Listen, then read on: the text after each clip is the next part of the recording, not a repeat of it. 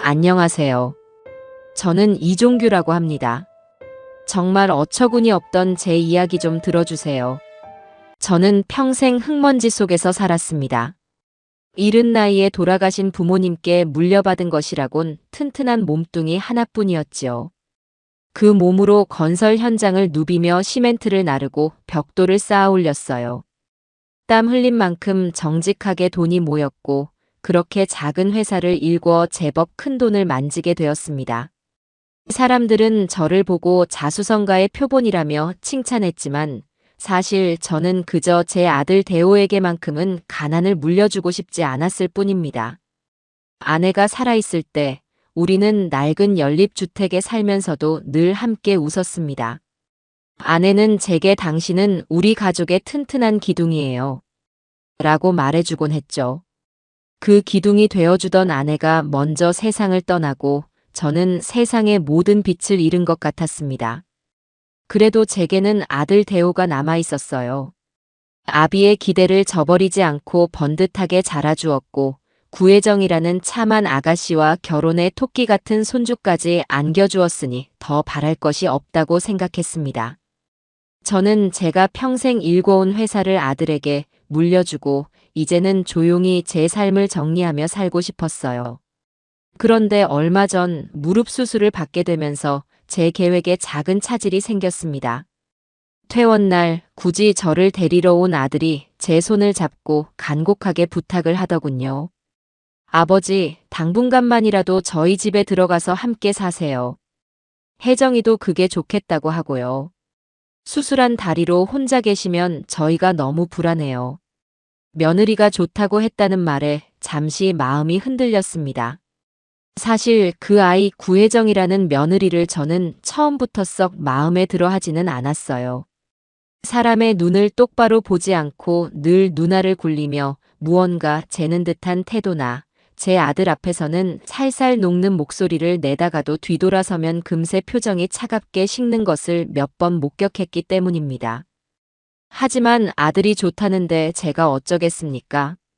그저 제 눈이 틀렸기를, 제 편견이기를 바랄 뿐이었죠. 아니다. 너희들 불편하게 내가 왜 들어가냐? 근처에 사람 부르면 되니까 걱정하지 마라. 아버지, 그런 말씀 마세요. 아들이 당연히 모셔야죠. 혜정이가 벌써부터 아버님 방 다 치워놓고 기다리고 있어요. 네. 제발요, 아버지. 아들의 저 착하고 물은 성정을 저는 잘 압니다. 저렇게까지 부탁하는데 더는 거절할 수가 없었어요. 결국 저는 못 이기는 척 고개를 끄덕였고 그렇게 아들 내외와의 불편한 동거가 시작되었습니다. 아들 내외가 사는 집은 제가 결혼할 때 보태준 돈으로 장만한 번듯한 아파트였습니다. 현관문을 열고 들어서자마자 화려한 대리석 바닥과 눈이 부신 샹들리에가 저를 맞더군요. 제가 평생 살아온 집과는 너무나도 다른 사람 사는 온기보다는 모델하우스 같은 삭막함이 느껴지는 공간이었어요. 어머, 아버님 오셨어요? 아이고, 다리는 괜찮으세요? 며느리는 버선발로 뛰어나와 저를 반겼지만 그 눈에는 어떤 걱정도 담겨 있지 않았습니다. 그저 형식적인 환대라는 것을 저는 첫눈에 알 수 있었죠. 제 짐을 받아드는 며느리의 손길은 조심스럽기보다는 귀찮아하는 기색이 역력했고 저를 위해 꾸며놓았다는 방은 햇볕도 잘 들지 않는 가장 작고 삭막한 방이었습니다.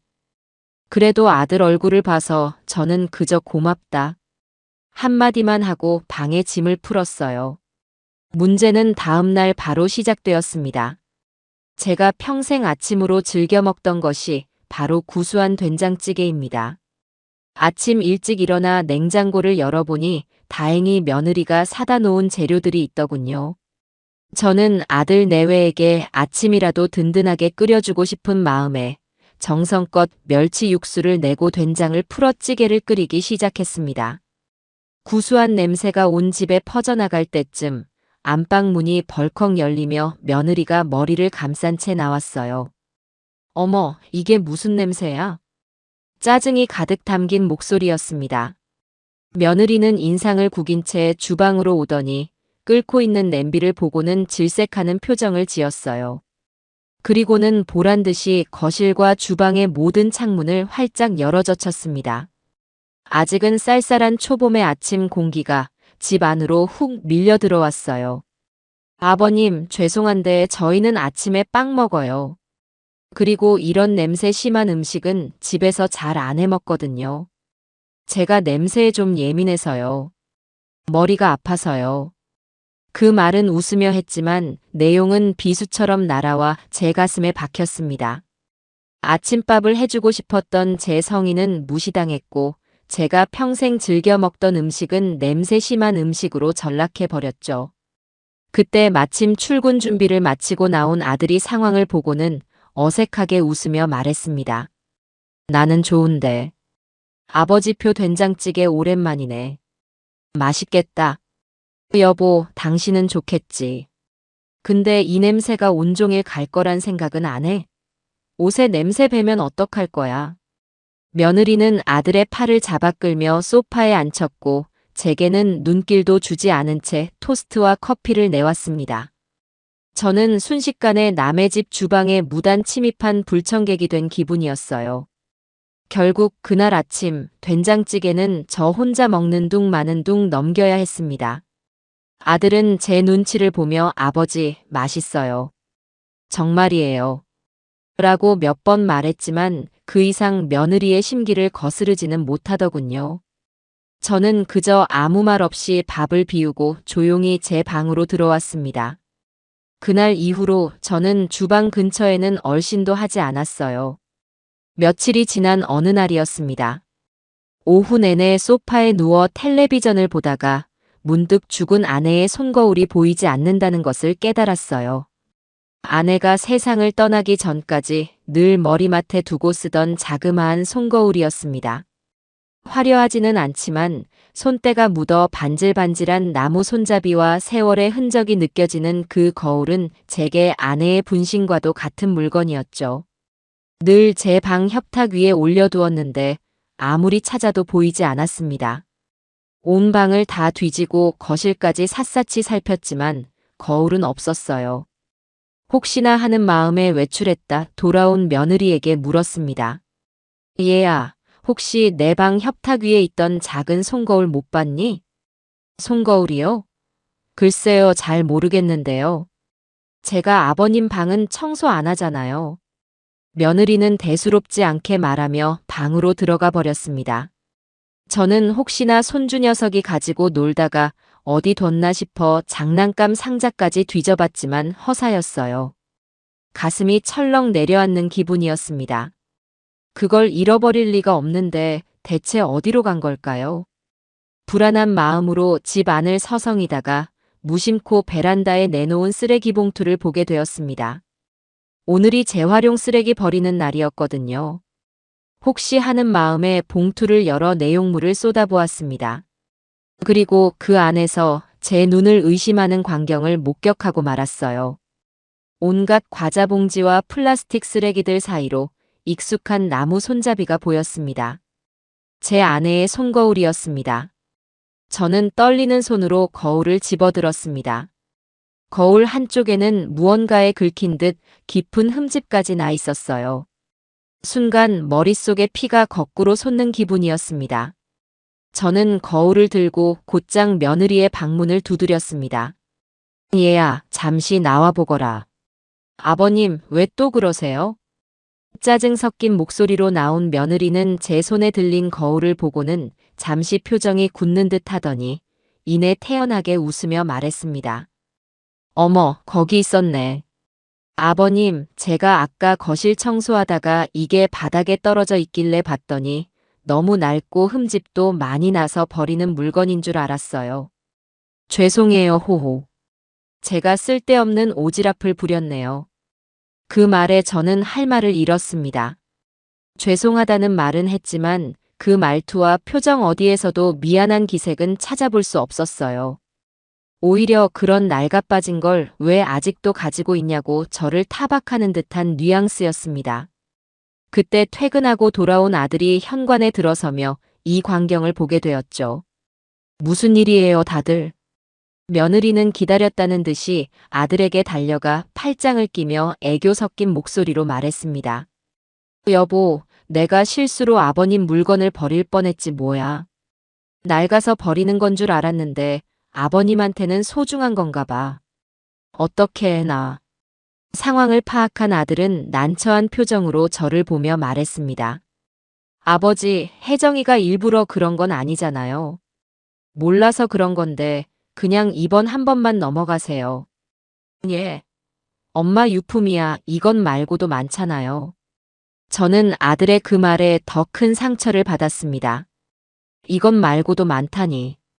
자식에게는 그저 여러 개 중에 하나일지 몰라도 제게는 세상에 단 하나뿐인 아내의 흔적이었습니다. 아들은 제 마음을 헤아리기는커녕 그저 이 상황을 빨리 무마하고 아내의 편을 들어주는 데만 급급했어요. 저는 더 이상 아무 말도 하고 싶지 않았습니다. 그저 제 손에 들린 거울을 차가운 눈으로 내려다볼 뿐이었죠. 이 집에서 저는 제 소중한 것을 지킬 힘도 제 마음을 이해받을 권리도 없는 그저 늙고 거추장스러운 짐일 뿐이라는 사실을 뼈저리게 깨달았습니다. 그 사건 이후 며느리의 태도는 더욱 노골적으로 변했습니다. 제가 거실에 앉아 있으면 보란듯이 청소기를 시끄럽게 돌렸고 제가 좋아하는 텔레비전 프로그램이 나오면 일부러 채널을 돌려버렸어요. 사소하지만 사람을 비참하게 만드는 괴롭힘이었습니다. 하지만 저를 가장 힘들게 했던 것은 하나뿐인 손주 녀석을 이용하기 시작했다는 점입니다. 제 손주 민준이는 이제 막 유치원에 다니기 시작한 6살짜리 아이입니다. 처음 이 집에 왔을 때만 해도 민준이는 할아버지 하고 달려와 제 품에 안기곤 했어요. 저는 그런 손주가 눈에 넣어도 아프지 않을 만큼 예뻤습니다. 그런데 언제부턴가 민준이가 저를 피하기 시작했습니다. 제가 방에서 나오면 슬금슬금 제 눈을 피했고 제가 말을 걸어도 못 들은 척 장난감만 가지고 놀았어요. 그러던 어느 날 저는 그 이유를 알게 되었습니다. 유치원에서 돌아온 민준이에게 과자를 주려고 다가갔을 때였습니다. 아이는 뒷걸음질을 치며 제 손길을 피했어요. 민준아, 왜 그래?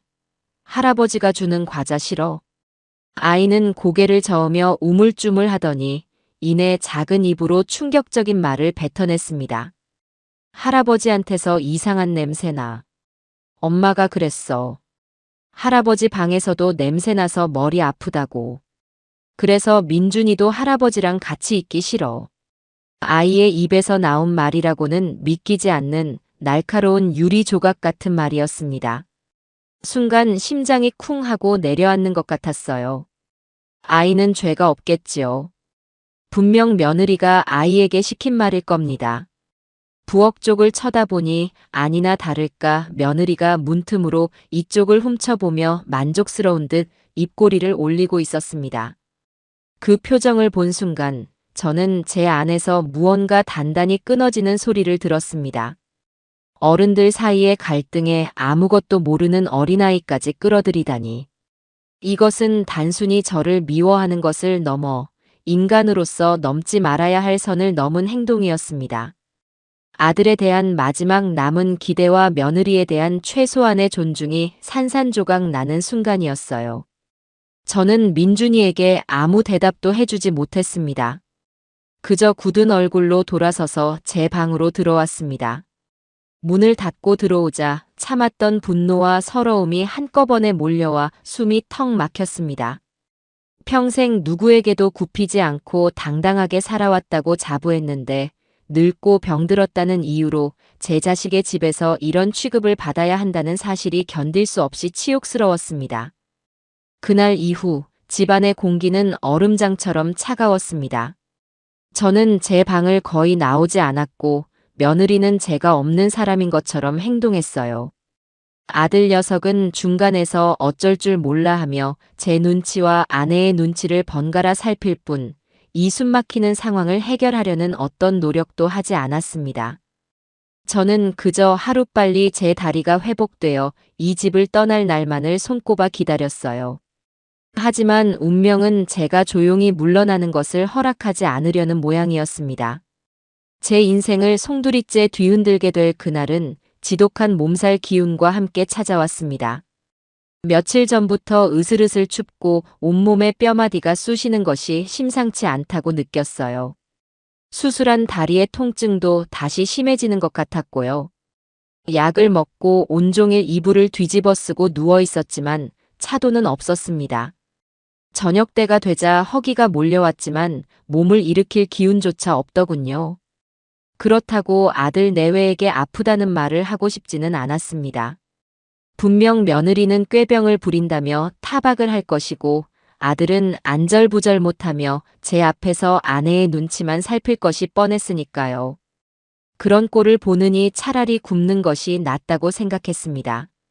하지만 텅 빈 속에서 올라오는 허기는 늙고 병든 몸을 더욱 처량하게 만들었습니다.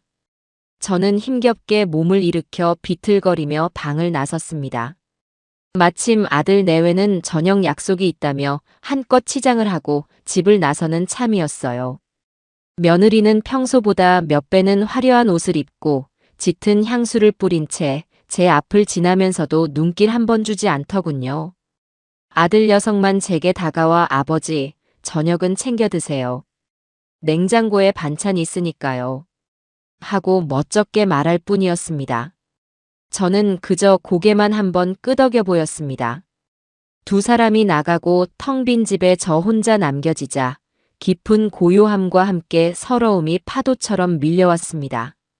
아들이 단 한 번만이라도 아버지, 어디 아프세요? 하고 물어봐 주었더라면, 며느리가 차가운 눈빛 대신 따뜻한 죽 한 그릇이라도 끓여 주었더라면 제 마음이 이렇게까지 얼어붙지는 않았을 겁니다. 저는 씁쓸한 마음을 애써 삼키며 주방으로 향했어요. 냉장고 문을 열어보았지만 며느리가 말한 반찬이라는 것은 며칠 전에 사다 놓은 이제는 시들어가기 시작한 나물 몇 가지와 단무지뿐이었습니다. 입맛이 썼습니다. 그때 찬장 구석에 놓여있던 라면 봉지가 눈에 들어왔습니다. 젊었을 적 건설 현장에서 허기진 배를 채우기 위해 숱하게 끓여 먹었던 라면. 아내와 함께 밤늦게 출출하다며 냄비 하나에 머리를 맞대고 웃으며 먹었던 라면. 제게 라면은 그냥 음식이 아니라 고단했던 제 삶의 페이지마다 새겨진 추억이었습니다. 오늘은 왠지 그 라면이 간절하게 당겼습니다. 다른 것을 해먹을 기운도 없었고요. 저는 작은 냄비에 물을 올려 라면을 끓이기 시작했습니다. 보글보글 끓어오르는 소리와 함께 구수한 냄새가 퍼지자 잠시나마 시름을 잇는 기분이었습니다. 저는 다 끓인 라면을 낡은 양은 냄비째로 들고 거실 구석의 작은 밥상으로 향했습니다. 수술한 다리가 불편해 식탁 의자에 앉는 것보다 바닥에 앉는 것이 편했거든요. 김이 모락모락 피어오르는 라면을 한 젓가락 집어 입에 넣으려던 바로 그 순간이었습니다.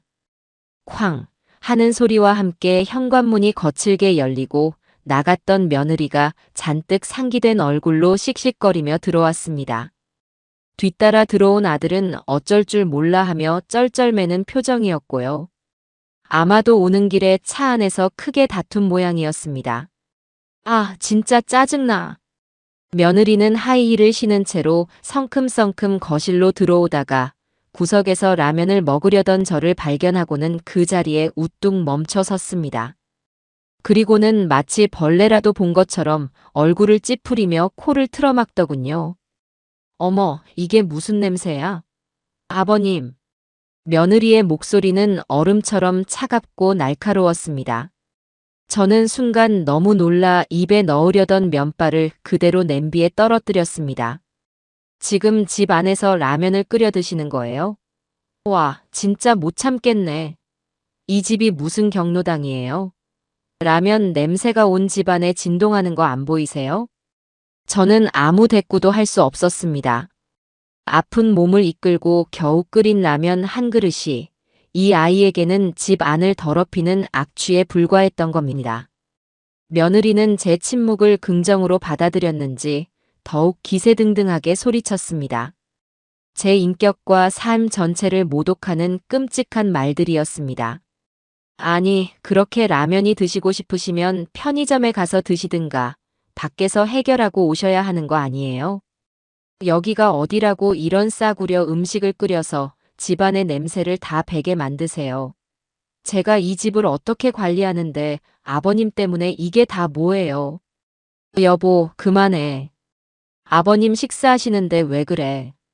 아들이 겨우 한마디 거들었지만 며느리의 분노에 찬 기세 앞에서는 그저 모기 소리처럼 미약할 뿐이었습니다. 며느리는 아들을 향해 눈을 흘기며 악을 썼습니다. 당신은 가만히 있어. 당신이 아버님을 이렇게 오냐오냐 하니까 집안이 이 모양 이 꼴이 되는 거 아니야. 아버님이 우리 집에 오신 뒤로 제대로 되는 일이 하나도 없어. 되는 일이. 분노의 화살은 다시 제게로 향했습니다. 며느리는 제 앞에 놓인 밥상을 경멸 어린 눈으로 쳐다보더니 믿을 수 없는 행동을 저질렀습니다. 이딴 건 밖에서나 드시라고요. 그 말을 내뱉으며 며느리는 자신이 신고 있던 뾰족한 하이힐 앞굽으로 제가 식사를 하던 밥상을 힘껏 걷어차 버렸습니다. 쨍그랑 하는 파열음과 함께 밥상이 공중으로 날아올랐고 그 위에 있던 뜨거운 라면이 담긴 양은 냄비는 그대로 제 다리 위로 쏟아졌습니다. 악! 순간 불에 데인 듯한 끔찍한 고통이 수술한 다리를 덮쳤습니다. 뜨거운 국물이 바지를 순식간에 적셨고 살같이 타들어가는 듯한 통증에 저도 모르게 비명을 질렀습니다. 바닥은 라면 국물과 면발로 순식간에 아수라장이 되었습니다. 하지만 육체적인 고통보다 더 저를 아프게 했던 것은 제 눈앞에 펼쳐진 광경이었습니다. 며느리는 자신의 행동에 전혀 놀라지 않은 채 오히려 만족스럽다는 듯 씩 웃으며 저를 내려다보고 있었어요. 그리고 제 아들 대호는 뜨거운 국물에 데어 고통스러워하는 아버지를 보고도 그저 어떻게 하는 말만 중얼거리며 제 아내의 눈치를 살피고 있었습니다.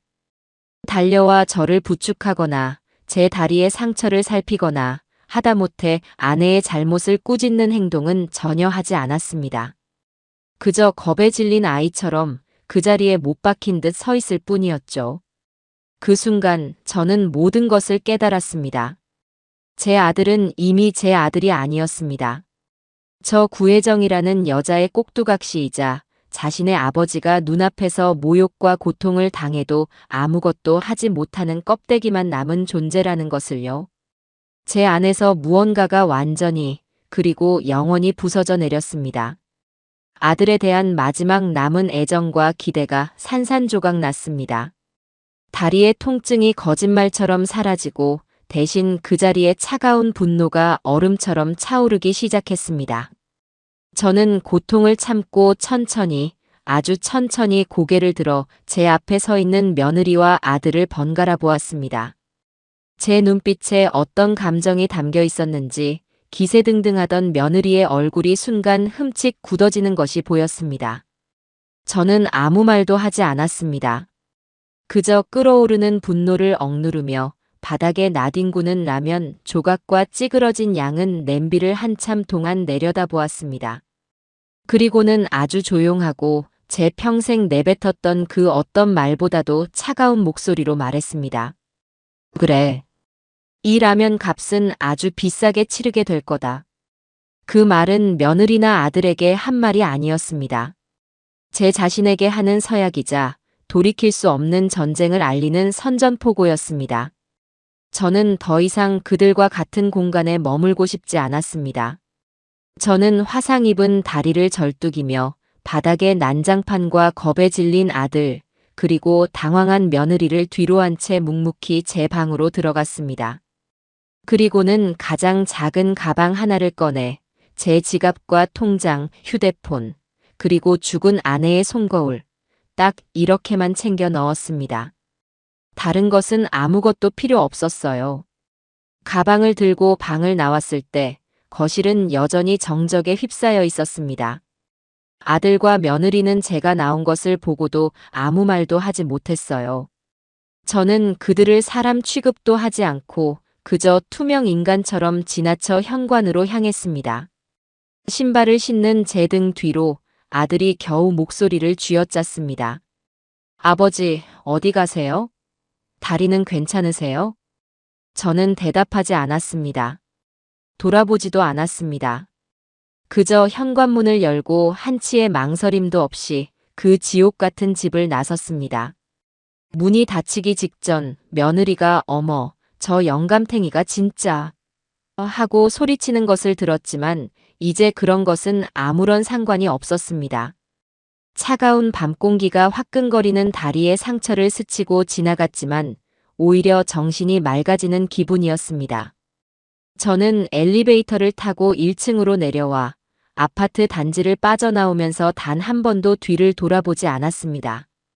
제 인생의 한 챕터가 가장 끔찍하고 치욕스러운 방식으로 완전히 끝났음을 직감했습니다. 그리고 새로운 챕터는 오직 저들을 향한 혹독하고 철저한 복수로만 채워질 것이라는 것을 제 스스로에게 맹세했습니다.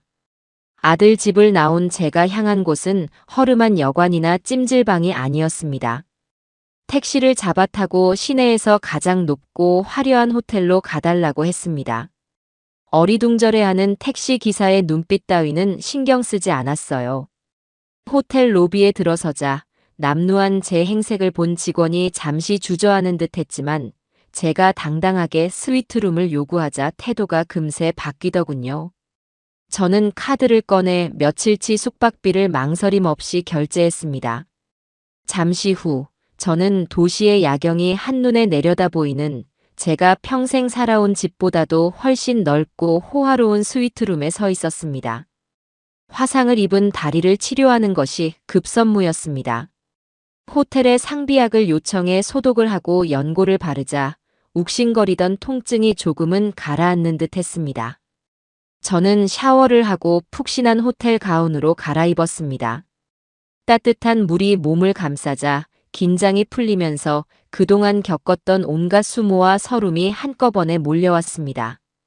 하지만 저는 눈물을 흘리지 않았어요. 이제는 울 때가 아니었습니다. 울음 대신 차가운 복수심이 제 가슴을 가득 채우고 있었습니다. 저는 푹신한 소파에 깊숙이 몸을 묻고 휴대폰을 들어 단축번호 1번을 길게 눌렀습니다. 신호음이 몇 번 가지 않아 익숙하고 중후한 목소리가 들려왔습니다. 이 회장님, 이 밤중에 웬일이십니까?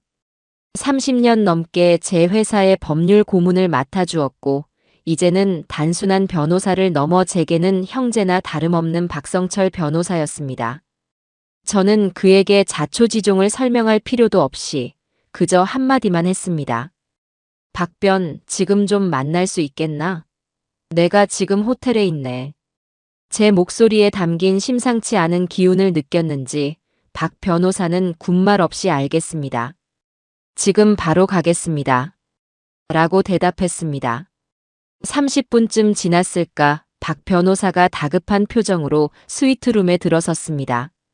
그는 제 다리에 감긴 붕대를 보고는 깜짝 놀라며 물었습니다. 아니 회장님, 이게 다 어찌 된 일입니까? 다리는 또 왜 이러시고요? 저는 박 변호사를 소파에 앉히고 그동안 아들 집에서 겪었던 모든 일들을 담담하게 털어놓았습니다. 된장찌개 사건부터 아내의 유품인 손거울을 쓰레기통에 버렸던 일, 그리고 손주를 시켜 제게 상처를 주었던 일까지.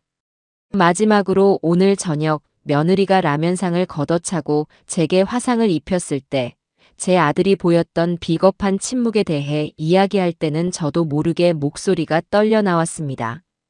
제 이야기를 모두 들은 박 변호사는 분노로 얼굴이 붉게 상기되었습니다. 그는 주먹으로 테이블을 내리치며 말했습니다. 제가 처음부터 그 여자 안 된다고 말씀드리지 않았습니까? 사람 보는 눈이 보통이 아니라고 분명 언젠가 회장님 속을 시커멓게 태울 거라고 했는데 결국 이렇게 됐네. 이제 와서 누굴 탓하겠나. 내 아들을 믿은 내 잘못이고 사람을 잘못 본 내 불찰이지. 지금은 후회나 하고 있을 때가 아니야. 저는 자리에서 일어나 방 안쪽에 있는 제 가방으로 향했습니다. 그리고 가방 가장 깊숙한 곳에서 낡은 서류 봉투 하나를 꺼내 박 변호사 앞 테이블 위에 올려놓았습니다. 박 변호사는 의아한 표정으로 저를 쳐다봤어요. 이건 뭡니까, 회장님? 열어보게.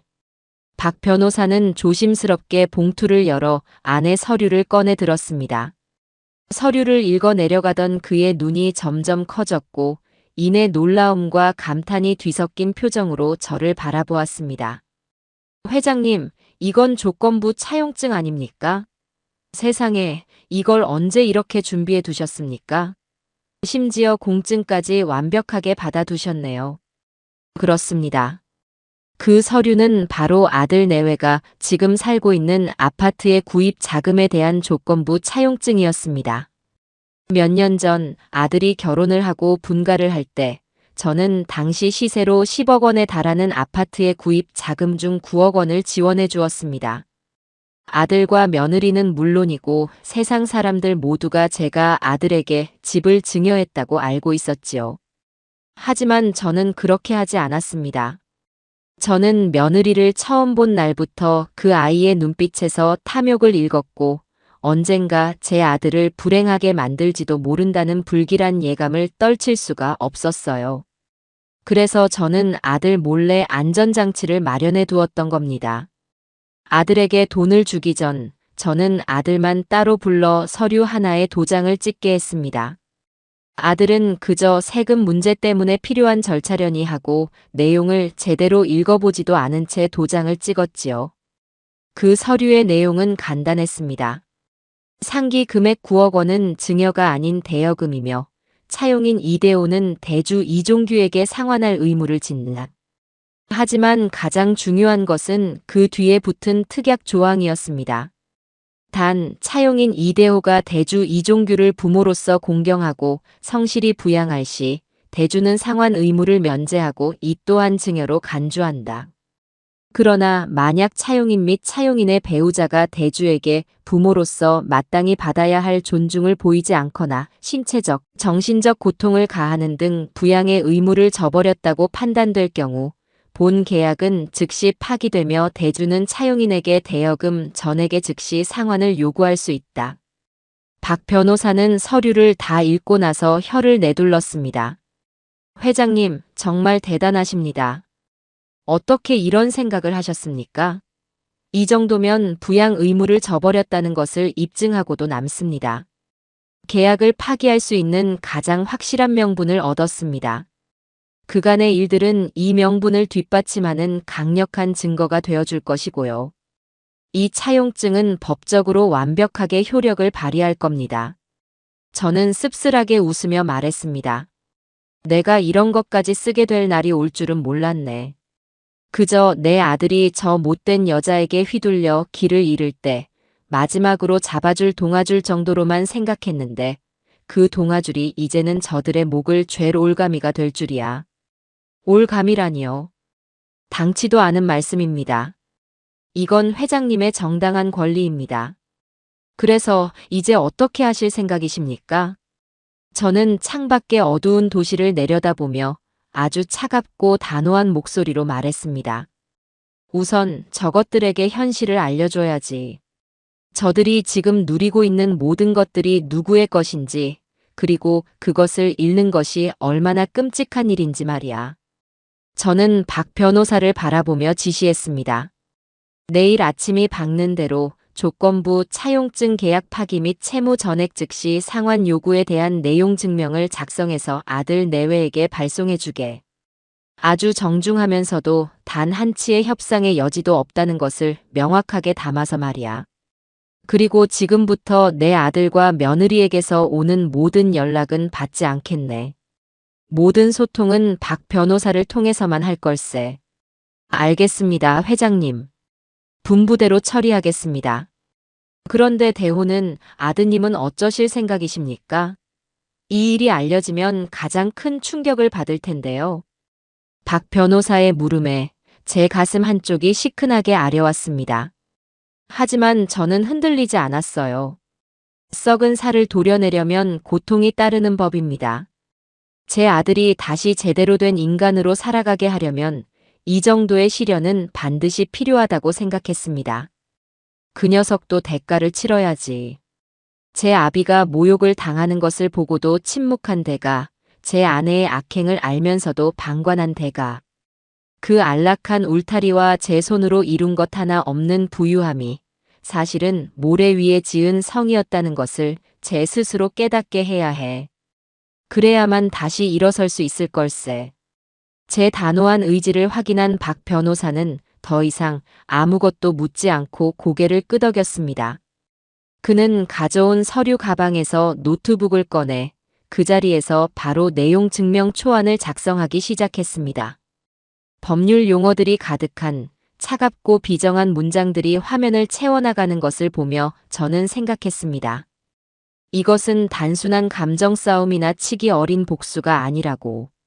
이것은 제 남은 인생을 걸고 무너진 아버지의 권위를 되찾고 어리석은 아들을 구원하기 위한 마지막 전쟁이라고 말입니다. 창밖에 새벽빛이 밝아오고 있었습니다. 이제 곧 폭풍이 시작될 것이었습니다. 박 변호사가 돌아간 후 저는 뜬 눈으로 아침을 맞았습니다. 호텔 조식을 주문해 먹는 둥마는 둥하고 다리의 상처를 다시 한번 살폈습니다. 붉게 부어오른 자국과 몇 군데 잡힌 물집이 지난밤의 악몽을 생생하게 증명하고 있었습니다. 저는 휴대폰으로 상처 부위를 여러 각도에서 찍어두었어요. 그리고 병원에 들러 2주간의 치료를 요하는 화상이라는 진단서까지 발급받았습니다. 감정에 휘둘리지 않고 모든 것을 차분하고 냉정하게 준비해 나갔습니다. 이제부터는 사소한 증거 하나하나가 저들의 목을 조일 무기가 될 것이기 때문입니다. 예상대로 오전부터 제 휴대폰은 불이 나기 시작했습니다. 발신자는 모두 아들이라는 두 글자였어요. 저는 단 한 통의 전화도 받지 않았습니다. 수십 통의 부재중 전화가 쌓이고 곧이어 장문의 문자 메시지가 도착하기 시작했습니다. 아버지, 죄송해요. 어디 계세요? 어젯밤 일은 혜정이가 실수를. 제발 전화 좀 받으세요. 제가 다 잘못했어요. 같은 내용들이었습니다. 저는 그 구차한 변명과 뒤늦은 후회를 차가운 눈으로 읽어내리다가 모두 삭제해버렸습니다.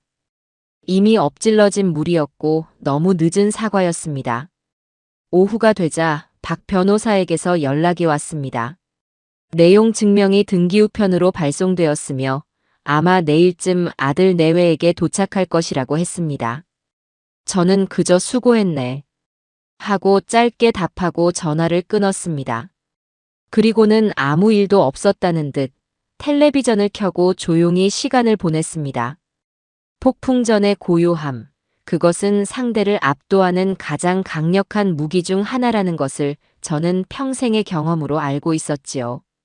다음 날 오후 박 변호사에게서 다시 전화가 걸려왔습니다.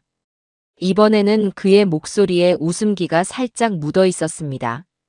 회장님, 아무래도 저쪽에서 내용 증명을 받은 모양입니다.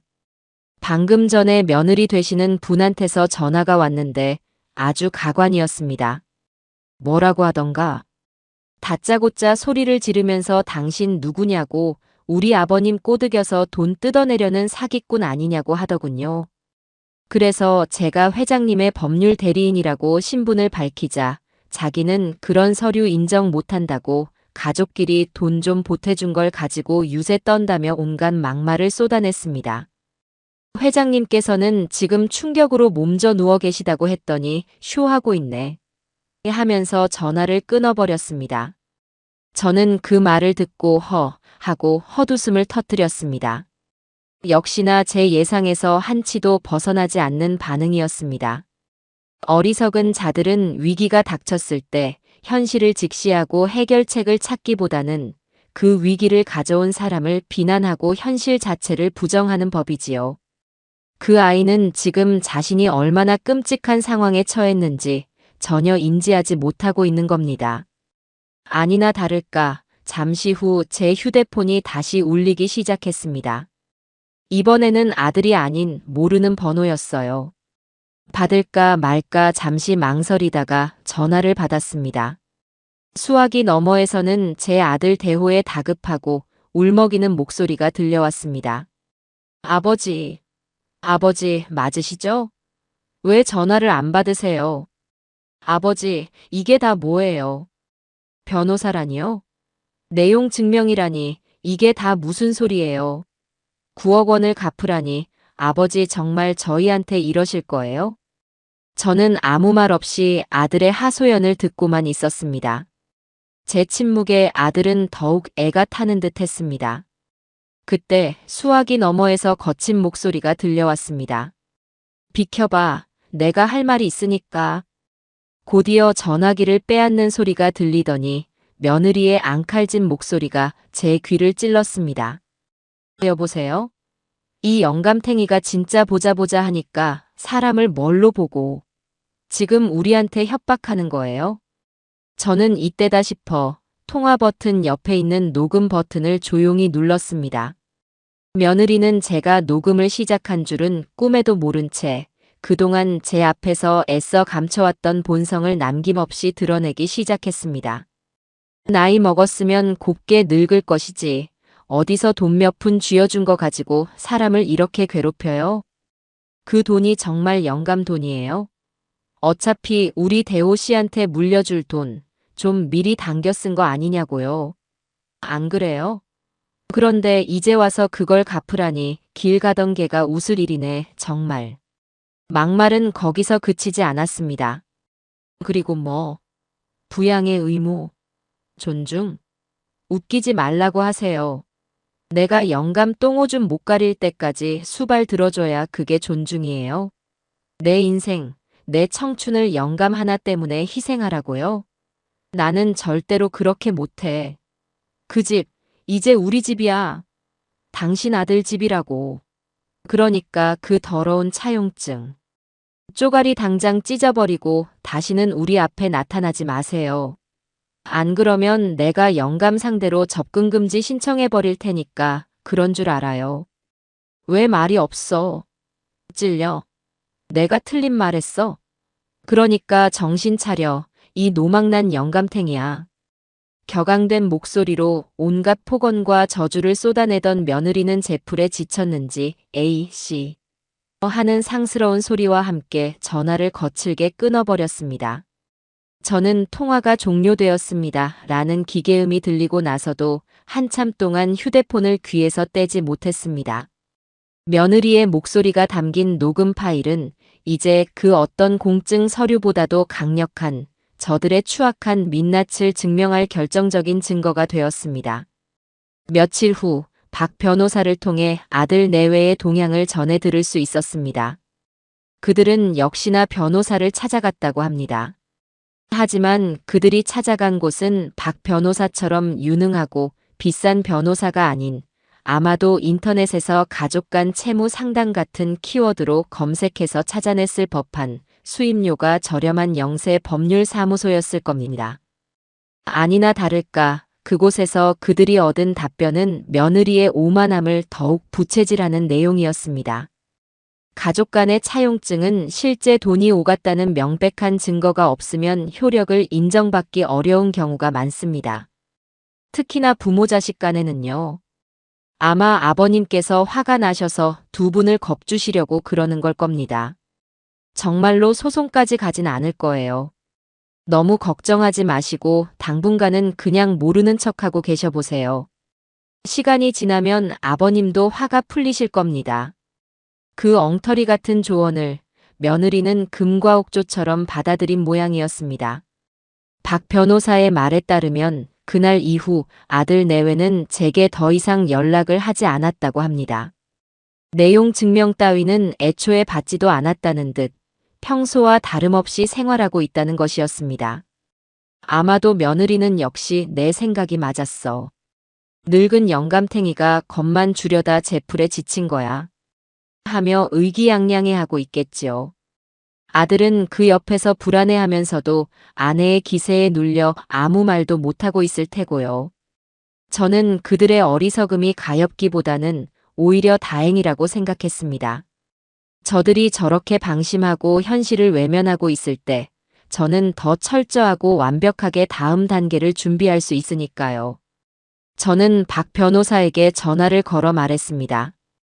이제 더는 기다릴 필요가 없겠네. 바로 소장을 접수하게. 대여금 반환 청구 소송. 증거는 차고 넘치도록 있으니 우리가 질 확률은 없을 걸세. 아, 그리고 며느리의 폭언이 담긴 녹취록과 내 다리의 상해 진단서도 함께 제출하게. 저것들이 단순한 채무 불이행이 아니라 파렴치한 폐륜을 저질렀다는 것을 재판부가 명확하게 알 수 있도록 말이야. 알겠습니다, 회장님. 즉시 처리하겠습니다. 수학이 넘어 박 변호사의 목소리에는 이제 확신이 가득 차 있었습니다. 법의 심판은 더디지만 반드시 올바른 곳을 향해 움직인다는 것을 그는 알고 있었기 때문입니다. 이제 주사위는 던져졌습니다. 안락한 저택 안에서 자신들의 승리를 확신하며 샴페인을 터뜨리고 있을 어리석은 아들 내외는 그들의 발밑이 꺼져가고 있다는 사실을 꿈에도 알지 못할 겁니다. 그들이 법원으로부터 온 차가운 소장을 받아들고 자신들이 저지른 짓의 대가가 얼마나 무섭고 참혹한 것인지를 깨닫게 될 날이 머지않았습니다. 저는 그날을 조용히 그리고 아주 차갑게 기다리고 있었죠. 소송을 제기하고 첫 재판 기일이 잡히기까지는 생각보다 긴 시간이 걸렸습니다. 법의 맷돌은 느리지만 꾸준하게 돌아가는 법이니까요. 저는 그 시간 동안 호텔 스위트룸에 머물며 조용히 때를 기다렸습니다. 매일 아침 창밖으로 보이는 분주한 도시의 풍경을 내려다보며 저는 복잡한 생각에 잠기곤 했습니다. 제 마음속에 남은 질문은 단 하나였습니다. 어쩌다 내 아들이 저런 여자에게 빠져 제 아비까지 내팽개치는 지경에 이르렀을까? 그리고 며느리는 대체 왜 저토록 나를 증오하고 돈에 집착하는 것일까? 단순히 성격이 악독하고 허영심이 강한 것만으로는 설명되지 않는 그 무언가 근원적인 이유가 있을 것이라는 생각이 머릿속을 떠나지 않았어요. 며느리 구혜정의 행동은 단순한 미움을 넘어선 어떤 절박함마저 느껴졌습니다. 저를 집에서 내쫓으려는 시도나 돈 문제에 비정상적으로 예민하게 반응하는 모습들은 마치 벼랑 끝에 몰린 사람이 지푸라기라도 잡으려는 듯한 필사적인 몸부림처럼 보이기도 했습니다. 저는 이 싸움에서 이기는 것을 넘어 이 모든 일의 본질을 알아야만 했습니다. 그래야만 제 아들 대호를 저 진창에서 완전히 구해낼 수 있을 테니까요. 만약 며느리에게 제가 모르는 심각한 문제가 있다면 아들 역시 그 문제에 깊숙이 얽혀 있을 가능성이 높았습니다. 고민 끝에 저는 한 사람을 불렀습니다. 과거 제 회사에서 감사팀장으로 일했던 최 부장이었습니다. 그는 비록 학력은 짧았지만 사람의 뒤를 밟고 정보를 캐내는 데에는 귀신 같은 재주를 가진 친구였습니다. 회사를 아들에게 물려준 뒤 그도 퇴직하여 지금은 작은 흥신소를 운영하고 있었죠. 저는 최 부장에게 연락해 호텔로 와달라고 부탁했습니다. 오랜만에 만난 최 부장은 제 행색과 상황을 보고는 크게 놀랐지만 이내 제 의도를 파악하고는 진지한 표정으로 제 앞에 앉았습니다. 회장님, 저를 부르셨다는 것은 무언가 좋지 않은 일을 조사해야 한다는 뜻이겠지요. 역시 최 부장은 눈치가 빨라. 내 며느리 구혜정이라는 아이에 대해 좀 알아봐줘야겠네. 그 아이가 요즘 돈 문제 때문에 나를 못살게 구는 것 같은데 단순한 씀씀이 문제인지 아니면 다른 심각한 일이 얽혀 있는지 알아야겠어. 단, 내 아들 대호는 이 사실을 절대로 알아서는 안 되네. 조용하고 신속하게 처리해주게. 저는 최 부장에게 며느리의 이름과 나이, 그리고 제가 알고 있는 몇 가지 정보를 적어주었습니다. 최 부장은 메모를 받아들고는 비장한 표정으로 말했습니다. 알겠습니다, 회장님. 제게 일주일만 주십시오. 그 여자의 과거부터 현재까지 먼지 한 톨까지 샅샅이 털어오겠습니다. 최 부장이 돌아가고 저는 다시 기나긴 기다림의 시간을 보냈습니다. 소송 준비는 박 변호사가 일사천리로 진행하고 있었기에 제가 직접 나설 일은 없었어요. 저는 그저 최 부장이 가져올 진실의 조각들을 기다릴 뿐이었습니다. 그리고 정확히 일주일 후 최 부장에게서 연락이 왔습니다. 그의 목소리는 잔뜩 가라앉아 있었습니다. 회장님, 드릴 말씀이 있습니다. 지금 계신 곳으로 찾아뵈어도 되겠습니까? 잠시 후 제 앞에 나타난 최 부장의 손에는 두툼한 서류 봉투가 들려 있었습니다. 그의 표정은 그 어느 때보다도 심각했어요. 그는 봉투를 테이블 위에 올려놓으며 무거운 입을 열었습니다. 회장님, 마음 단단히 먹고 들으셔야 할 것 같습니다. 구혜정 씨의 문제는 생각보다 아주 훨씬 심각한 수준입니다. 최 부장이 내민 보고서의 첫 장을 넘기는 순간 저는 제 눈을 의심했습니다.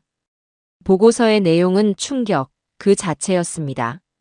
며느리 구혜정은 결혼 전부터 이미 수천만 원의 카드빚을 지고 있었다고 합니다.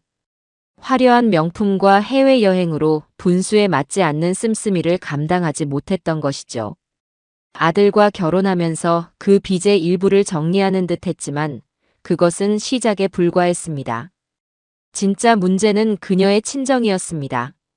며느리의 아버지가 운영하던 작은 공장이 몇 년 전부터 심각한 경영난에 시달렸고 결국에는 부도 직전까지 몰렸다는 것이었습니다. 며느리는 그 사실을 제 아들에게 숨긴 채 결혼 후에도 계속해서 친정으로 막대한 돈을 빼돌리고 있었습니다. 아들의 월급은 물론이고 제가 사업 자금으로 쓰라며 틈틈이 챙겨주었던 돈까지 모두 친정의 빚을 갚는 데 사용되고 있었던 겁니다. 하지만 그것으로도 부족했겠지요. 보고서의 다음 장에는 며느리가 최근 몇 달간 드나들었던 장소들의 목록이 적혀 있었습니다. 그 목록에는 불법 사설 스포츠 노름 사이트와 강남의 몇몇 대부업체 사무실이 포함되어 있었습니다. 그렇습니다. 며느리는 친정의 빚을 감당하지 못하게 되자 더 큰 돈을 만지기 위해 노름에 손을 댔고 그 노름 빚을 갚기 위해 결국에는 무서운 이자가 붙는 사채까지 끌어다 썼던 겁니다. 최 부장이 알아낸 바에 따르면 며느리가 현재 지고 있는 빚은 제1금융권과 저축은행을 제외하고 대부업체와 사채를 합쳐 무려 3억 원에 달했습니다. 이게 다 사실이란 말인가? 네, 회장님. 모두 계좌 이체 내역과 통화 기록으로 확인된 사실입니다. 심지어 구혜정 씨는 최근에 아드님 몰래 집을 담보로 추가 대출을 받기 위해 여러 은행과 상담을 진행했지만 회장님께서 공동명의로 되어 있으셔서 번번이 실패했던 것으로 보입니다. 최 부장의 마지막 말은 제 머리에 망치라도 한 대 얻어맞은 듯한 충격을 주었습니다. 이제야 모든 퍼즐 조각이 맞춰졌습니다. 며느리가 그토록 저를 미워하고 집에서 내쫓으려 했던 진짜 이유. 그것은 바로 저라는 존재가 자신의 마지막 돈줄인 이 집을 팔아치우는데 가장 큰 걸림돌이었기 때문입니다. 제가 이 집에 버티고 있는 한 아들 명의로 된 집을 마음대로 처분할 수 없으니 저를 내보내고 아들을 구슬려 집을 판 뒤 그 돈으로 자신의 빚을 청산하고 남은 돈을 챙겨 달아날 계획이었던 겁니다. 그래서 그 아이가 저는 차마 말을 잇지 못했습니다. 분노보다 더 큰 것은 제 아들에 대한 안타까움과 연민이었습니다. 제 아들 대호는 지난 몇 년간 저런 무서운 비밀을 숨기고 있는 여자와 한 이불을 덮고 살았던 겁니다. 자신의 아내가 뒤로는 수억 원의 빚을 진 채 노름에 빠져 있다는 사실은 꿈에도 모른 채 그저 아내가 해달라는 대로 돈을 가져다 주고 아내가 꾸며낸 거짓말에 속아 제 아비까지 내쳤던 겁니다. 회장님, 이것뿐만이 아닙니다. 최 부장은 보고서의 마지막 장을 제게 내밀었습니다. 거기에는 며느리가 최근 몇 달간 나눈 문자 메시지 내역 일부가 복원되어 있었습니다. 상대는 며느리의 친정어머니였습니다. 엄마, 그 영감탱이 때문에 집 담보 대출도 안 된대. 진짜 사람 미치게 하네. 혜정아, 조금만 더 버텨봐. 아범만 잘 구슬리면 어떻게든 되지 않겠니? 몰라. 이젠 한계야. 차라리 저 영감 어디 아파서 드러눕기라도 했으면 좋겠어. 아니면 확. 뒷말은 차마 입에 담을 수 없을 정도로 끔찍한 내용이었습니다. 저는 더 이상 보고서를 읽어내려갈 수가 없었습니다. 손이 부들부들 떨리고 눈앞이 캄캄해지는 기분이었습니다. 이것은 단순한 금전 문제가 아니었습니다. 제 아들의 인생, 그리고 제 목숨까지도 위협할 수 있는 아주 위험하고 치밀한 사기극이었습니다. 저는 최 부장에게 떨리는 목소리로 말했습니다. 최 부장, 정말 수고했네. 이 자료들 전부 복사해서 박 변호사에게 넘겨주게. 그리고 자네는 이제 이 일에서 손을 떼. 나머지는 내가 알아서 하겠네. 회장님 괜찮으시겠습니까? 괜찮고 말고. 오히려 모든 것이 명확해져서 머릿속이 시원해진 기분이야.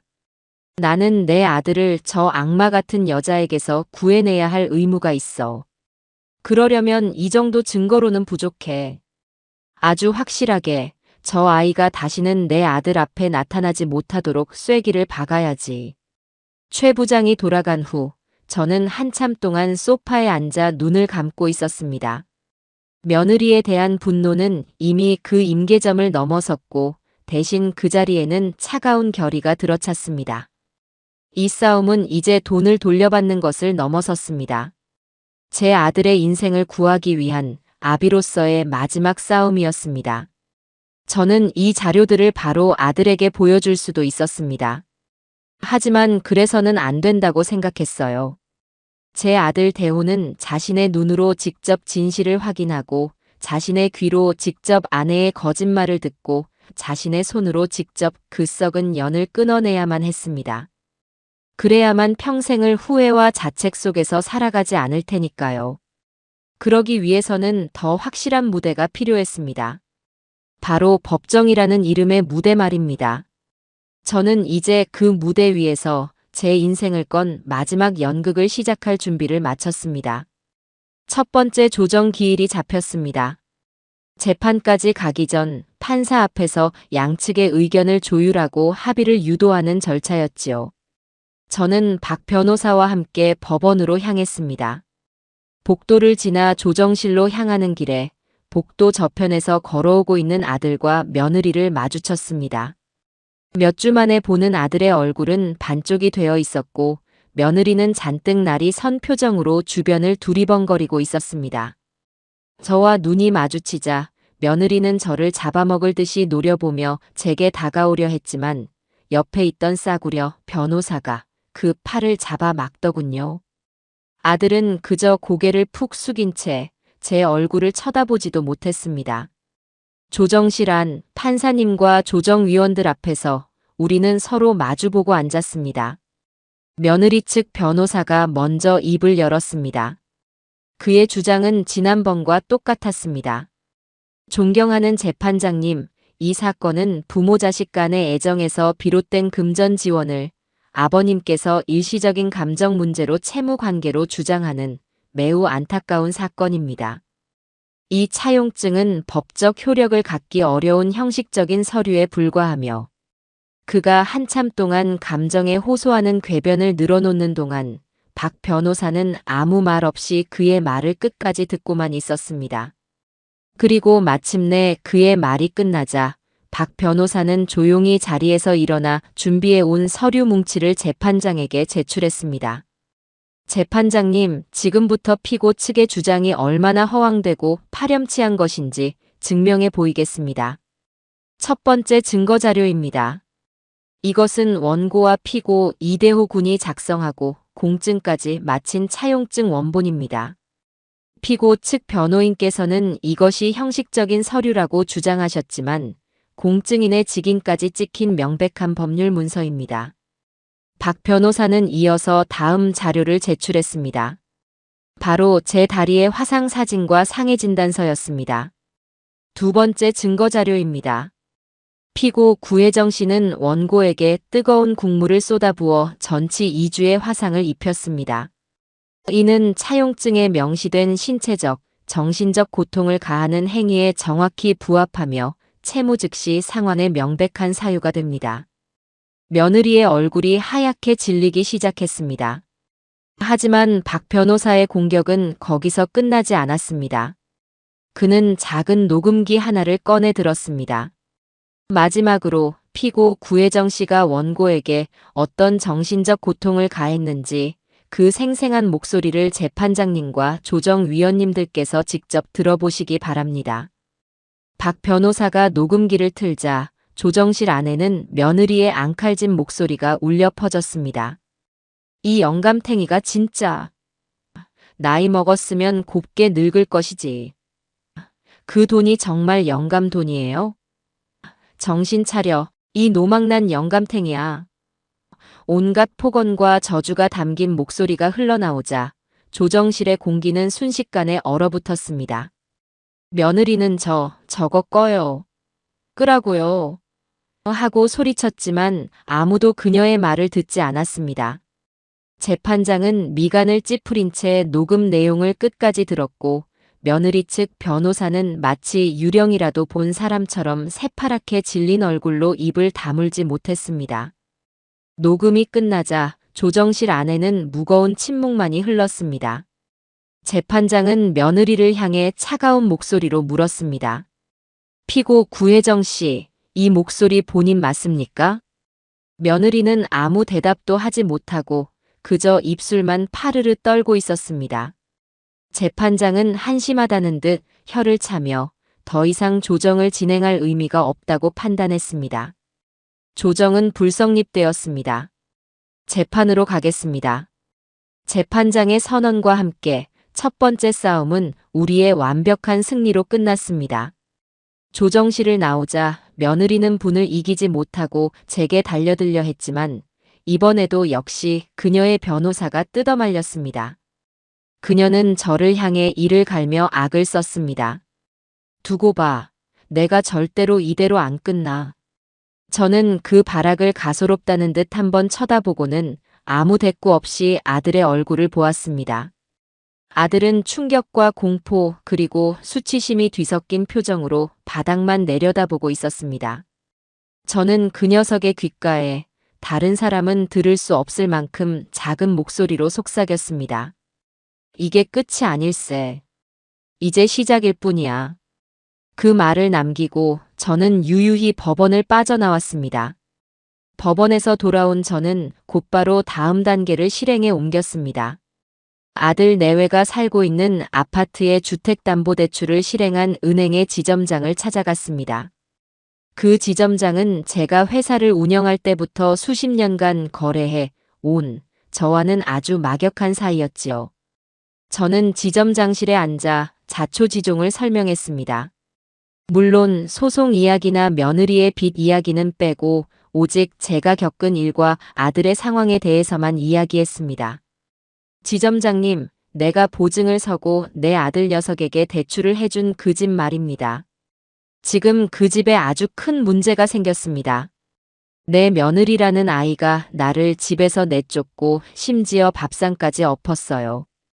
그런데도 내 아들 녀석은 제 아내에게 꼼짝도 못하고 있습니다. 지금 그 집안은 언제 터질지 모르는 시한폭탄 같은 상태예요. 저는 잠시 말을 끊고 지점장의 눈을 똑바로 보며 말했습니다. 나는 이 대출의 보증인으로서 그리고 이 은행의 오랜 VIP 고객으로서 심각한 우려를 표하는 바입니다. 채무자인 내 아들 이대호는 현재 정상적인 가정생활을 영위하지 못하고 있으며 배우자의 비상식적인 행동으로 인해 채무 상환 능력에 심각한 문제가 발생할 가능성이 매우 높다고 판단됩니다. 만약 은행 측에서 이 문제에 대해 아무런 조치를 취하지 않는다면 저는 부득이하게 이 은행에 예치된 제 모든 자산을 다른 은행으로 옮기는 것을 고려할 수밖에 없습니다. 이것은 정중한 요청의 형식을 띤 아주 강력한 압박이었습니다. 제 회사의 막대한 자금과 제 개인 자산까지 모두 그 은행을 통해 움직이고 있었기에 제 말의 무게는 결코 가볍지 않았습니다. 제 말을 들은 지점장의 얼굴은 심각하게 굳어졌습니다. 은행 입장에서 VIP 고객의 자산 이탈은 물론이고 대출금 회수에 문제가 생기는 것은 절대 용납할 수 없는 일이었으니까요. 회장님, 걱정 마십시오. 저희 은행은 고객님의 자산을 최우선으로 보호할 의무가 있습니다. 즉시 해당 대출건에 대한 리스크 관리에 착수하겠습니다. 채무자의 현재 상황에 대해 면밀히 검토하고 필요하다면 즉각적인 조치를 취하도록 하겠습니다. 지점장의 약속을 받고 은행을 나온 저는 이제 모든 준비가 끝났음을 직감했습니다. 법원에서는 소송을 통해, 은행에서는 대출금 상환 압박을 통해 양쪽에서 저들의 숨통을 조여가기 시작할 겁니다. 그들이 발 딛고 서 있는 안락한 성이 사실은 얼마나 위태로운 모래성이었는지를 깨닫게 될 시간이 다가오고 있었습니다. 며칠 지나지 않아 제 예상은 정확히 맞아떨어졌습니다. 박 변호사로부터 법원이 부동산 처분금지 가처분 신청을 인용했다는 연락이 왔습니다. 이제 며느리는 소송이 끝날 때까지 그 집을 마음대로 팔거나 담보로 잡을 수 없게 된 겁니다. 그녀의 마지막 돈줄이 완벽하게 차단된 셈이지요. 그리고 거의 동시에 아들 녀석에게서 울먹이는 전화가 걸려왔습니다. 아버지, 은행에서 전화가 왔어요. 갑자기 저희 집 대출에 문제가 생겼다면서 대출금 전액을 일시 상환해야 할 수도 있다고 해요. 이게 다 아버지 때문이죠? 아버지께서 은행에 무슨 말씀을 하신 거예요? 제발 저희 좀 살려주세요, 아버지. 수화기 너머로 아들의 절규와 함께 옆에서 그 영감탱이가 우리를 다 죽이려고 작정했어. 하고 악을 쓰는 며느리의 목소리가 섞여 들려왔습니다. 저는 아무 대답 없이 조용히 전화를 끊었습니다. 이제 공은 저들에게 넘어갔습니다. 법원과 은행이라는 그들 스스로는 절대 감당할 수 없는 거대한 벽의 사방이 가로막힌 채 그들은 이제 서로를 물어뜯으며 자멸의 길을 걷게 될 것이 분명했습니다. 저는 그저 그들이 스스로 무너져 내리는 모습을 가장 높은 곳에서 조용히 지켜볼 생각이었습니다. 사면초가 아마 그 당시 아들 내외의 상황을 이보다 더 정확하게 표현할 말은 없을 겁니다. 법원에서는 집을 팔지 못하게 꽁꽁 묶어버렸고 은행에서는 당장이라도 대출금을 모두 회수할 듯이 매일같이 독촉 전화를 해왔습니다. 월급은 들어오자마자 카드값과 이자로 빠져나가기 바빴고 며느리가 끌어다 쓴 사채 빚은 눈덩이처럼 불어나고 있었을 테지요. 그들이 믿었던 싸구려 변호사는 조정기일 이후 이건 제가 맡을 수 있는 사건이 아닙니다. 라며 슬그머니 발을 빼버렸다고 합니다. 이제 그들 곁에는 아무도 남지 않았습니다. 오직 서로에 대한 원망과 지독한 가난의 공포만이 그들의 집을 가득 채우고 있었을 겁니다. 그런 극한의 상황에 몰리자 며느리는 마지막 발악을 시작했습니다. 그녀가 선택한 마지막 무기는 바로 거짓 눈물과 교묘한 동정심 유발이었습니다. 그녀는 제 아들 대호 앞에서 그동안 자신이 저질렀던 모든 잘못을 인정하는 척하며 세상에서 가장 불쌍하고 가련한 여인을 연기하기 시작했다고 합니다. 이 모든 이야기는 나중에 모든 것이 끝나고 나서야 아들에게 직접 전해 들을 수 있었습니다. 어느 날 밤 며느리는 아들의 앞에 무릎을 꿇고 앉아 펑펑 울었다고 합니다. 여보, 내가 다 잘못했어요. 내가 죽일년이에요. 아버님께 그러면 안 되는 거였는데. 내가 그때는 정말 제정신이 아니었어요. 아들이 영문도 모른 채 당황하고 있자 며느리는 눈물 콧물을 쏟아내며 자신의 비밀을 털어놓기 시작했습니다. 물론 그 비밀이라는 것은 철저하게 조작되고 각색된 그녀 자신을 피해자로 둔갑시키는 거짓말투성이었지요. 사실은 나한테 빚이 좀 있어요. 당신한테는 차마 걱정 끼치기 싫어서 말 못했는데. 당신 회사에서 힘들게 일하는 거 뻔히 아는데 나까지 짐이 되기 싫어서 혼자 어떻게든 해결해 보려고 했어요. 빚이라니? 그게 무슨 소리야? 당신 사업 자금에 보태주고 싶어서 친구 말만 믿고 주식에 손을 댔는데 그게 이렇게 될 줄은 몰랐어요. 원금만이라도 찾아보려고 무리하다가 빚이 눈덩이처럼 불어났어요. 그래서 나도 모르게 아버님께 예민하게 굴었던 거예요. 돈 문제 때문에 매일 밤 잠도 못 자고 이러다 우리 가족 다 길바닥에 나앉는 거 아닌가 하는 공포에 시달리다 보니 나도 모르게 아버님을 원망하게 됐던 거예요. 여보, 미안해요. 정말 미안해요. 그녀의 거짓말은 실로 대단했습니다. 노름과 사치로 생긴 빚을 남편의 사업 자금을 마련해 주려다 생긴 안타까운 실수로 둔갑시켰으니까요. 심지어 자신의 모든 악행의 원인을 남편과 가정을 너무나도 사랑했기 때문이라고 포장하는 치밀함까지 보였습니다. 제 아들 대호는 그 순간 또다시 흔들렸다고 합니다. 평생을 순하고 무르게만 살아온 녀석은 눈앞에서 눈물을 뚝뚝 흘리며 용서를 비는 아내의 모습에 마음이 약해질 수밖에 없었을 겁니다. 며느리는 아들이 흔들리는 것을 놓치지 않고 마지막 쐐기를 박았습니다. 여보, 지금 우리를 구할 수 있는 사람은 아버님밖에 없어요. 당신이 가서 잘못했다고, 다시는 안 그러겠다고 싹싹 빌면 아버님도 마음이 약해지실 거예요. 아버님이 이 소송만 취하해 주시면 우리 다시 예전처럼 행복하게 살 수 있어요. 네. 당신이 우리 가족을 지켜줘야 해요. 제발 나 좀 살려줘요. 결국 제 아들은 그 악마의 눈물에 또 한 번 속아 넘어가고 말았습니다. 다음 날 아들은 초췌한 모습으로 제가 머물고 있는 호텔로 저를 찾아왔습니다. 로비에서 연락을 받고 내려가 보니 녀석은 저를 보자마자 그 자리에 털썩 무릎을 꿇었습니다. 아버지, 제가 잘못했습니다. 제가 죽일 놈입니다. 제발 이 소송 좀 멈춰주세요. 혜정이가 다 잘못했다고 빌고 있어요. 다시는 안 그런다고 아버님 정말 친아버지처럼 잘 모시겠다고 약속했어요. 저는 무릎 셔츠 꿇고 있는 아들을 차가운 눈으로 내려다보았습니다. 이 녀석의 눈에는 진심 어린 반성보다는 아내의 거짓말에 놀아나 이 위기만 모면하려는 절박함이 더 크게 담겨 있었습니다. 저는 깊은 한숨을 내쉬었습니다. 이제 때가 왔다고 생각했습니다. 이 녀석의 눈을 영원히 뜨게 해줄 마지막 충격 요법을 써야 할 때가 말입니다. 일어나거라. 그리고 나를 따라와라.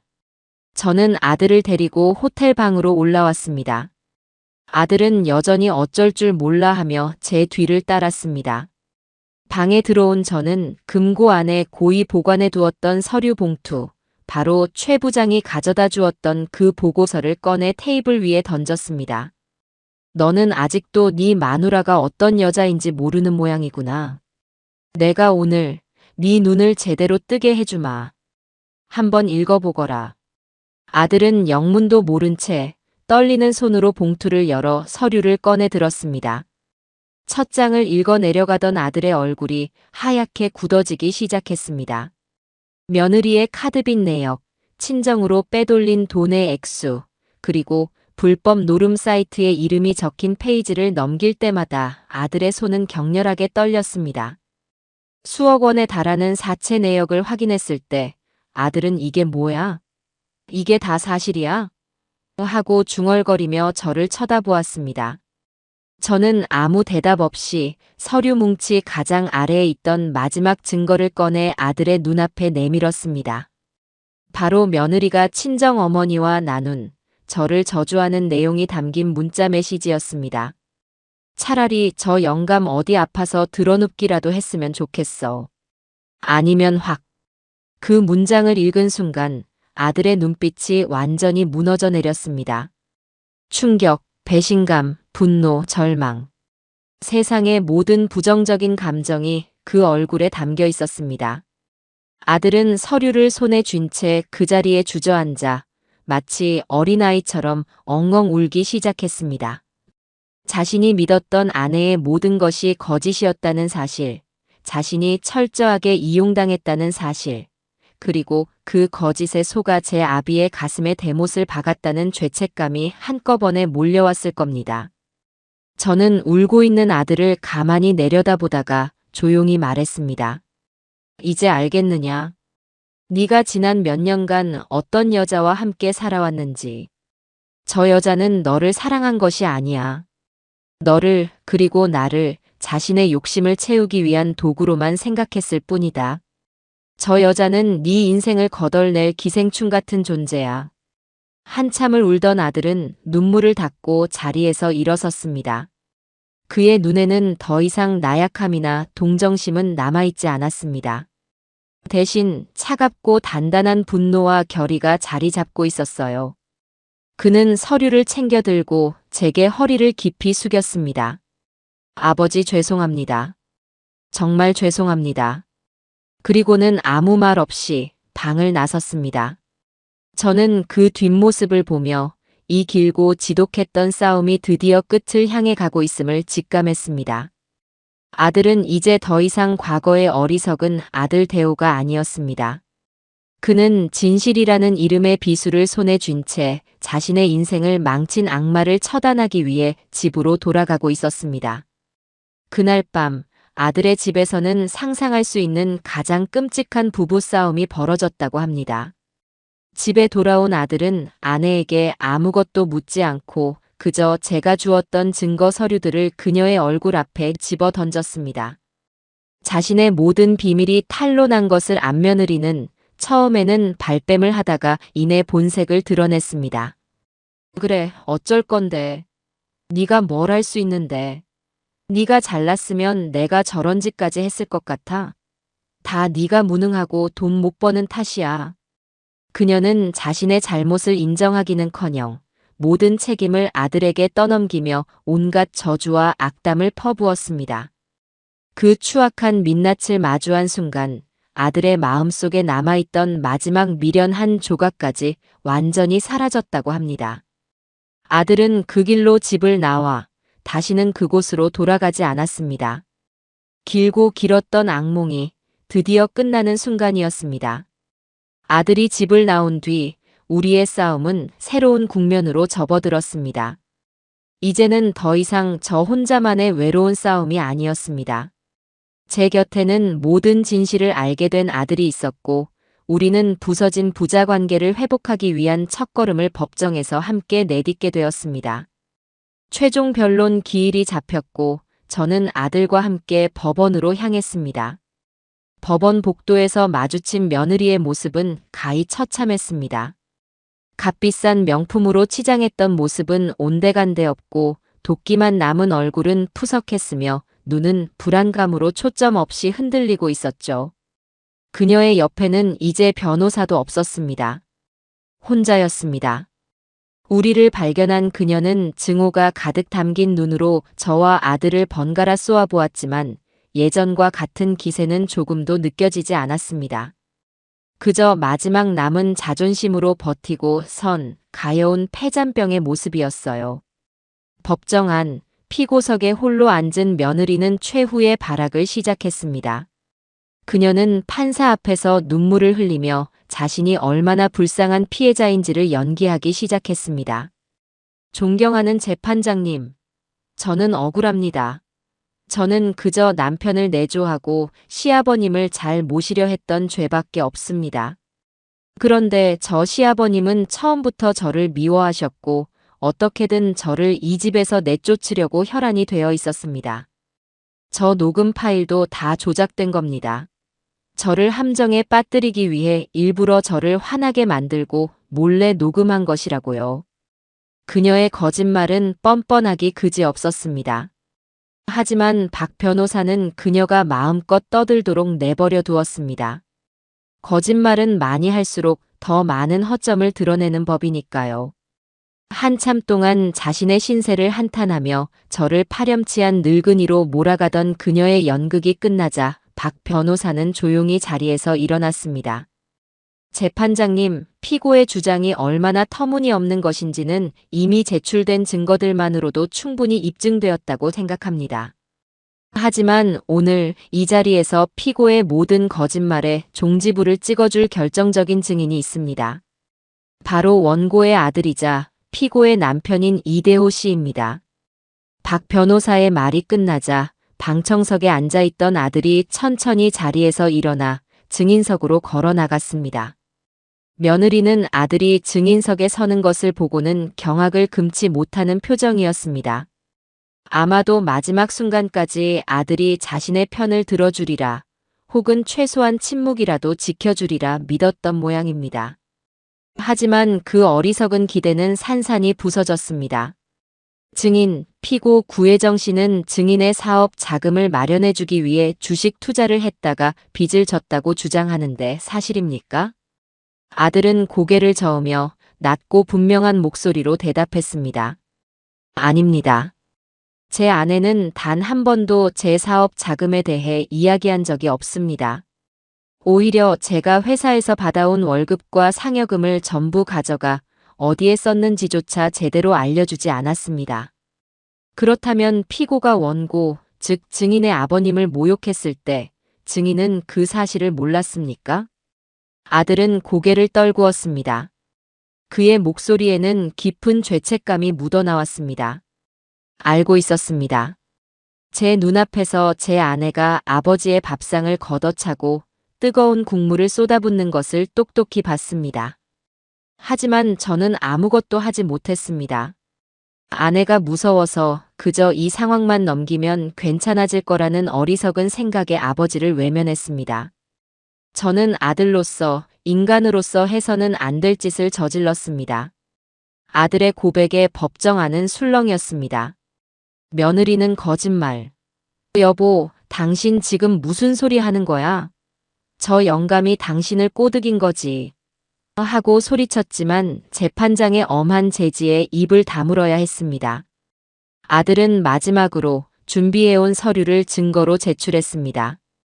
바로 며느리의 노름 내역과 사체 기록, 즉 제가 그에게 건네주었던 바로 그 보고서였습니다. 제 아내는 수년간 저를 속여왔습니다. 뒤로는 수억 원의 노름빚과 사채 빚을 지고 있으면서 저에게는 단 한마디도 하지 않았습니다. 오히려 그 빚을 갚기 위해 아버지를 내쫓고 이 집을 팔아치울 계획을 세우고 있었습니다. 이 모든 것이 진실입니다. 아들의 증언은 결정적이었습니다. 며느리의 모든 거짓말과 위선이 만천하에 드러나는 순간이었습니다. 판사는 더 이상 들어볼 것도 없다는 듯 엄숙한 목소리로 판결을 내렸습니다. 피고 구혜정, 이대호는 연대하여 원고 이종규에게 대여금 9억 원 및 이에 대한 지연 이자를 즉시 지급하라. 소송 비용은 모두 피고가 부담한다. 땅, 땅, 땅. 판결봉이 3번 울리는 소리와 함께 길고 길었던 싸움은 저의 완전한 승리로 끝이 났습니다. 며느리는 판결을 듣고 그 자리에 주저앉아 말도 안 돼. 말도 안 돼. 하는 말만 넋 나간 사람처럼 중얼거렸습니다. 저는 그 모습을 차갑게 한번 쳐다보고는 아들과 함께 묵묵히 법정을 빠져나왔습니다. 이제 법의 심판은 끝났습니다. 남은 것은 현실의 혹독한 대가뿐이었습니다. 판결이 확정되자 저는 곧바로 법률 절차에 착수했습니다. 아들 내외가 살던 아파트에 대한 강제 경매를 신청한 것입니다. 며칠 후 법원에서 나온 집행관들은 아파트 현관문에 차가운 빨간색 압류 딱지를 붙였습니다. 한때는 며느리의 허영심을 채워주던 화려한 보금자리가 이제는 채무 불이행이라는 주홍글씨가 새겨진 감옥으로 변해버린 셈입니다. 그 소문은 아주 빠르게 퍼져나갔습니다. 며느리가 돈을 빌렸던 대부업체와 사채업자들이 그녀의 마지막 재산이었던 아파트가 경매로 넘어간다는 소식을 놓칠 리가 없었죠. 그날 이후 며느리의 삶은 진짜 지옥으로 변했을 겁니다. 밤낮을 가리지 않고 집으로 찾아와 문을 두들기고 빚을 갚으라며 협박하는 사채업자들에게 시달렸을 테니까요. 집안의 가구와 가전제품에는 온통 압류 스티커가 붙어 제 마음대로 처분할 수도 없게 되었습니다. 은행에서는 대출 연장을 거부했고 카드사는 신용불량자로 등록해버렸습니다. 그녀가 기댈 곳은 이제 이 세상 어디에도 없었습니다. 마침내 아파트의 경매 기일이 잡혔습니다. 저는 박 변호사와 함께 경매 법정으로 향했습니다. 제가 직접 경매에 참여하겠다고 했을 때 박 변호사는 조금 놀라는 눈치였습니다.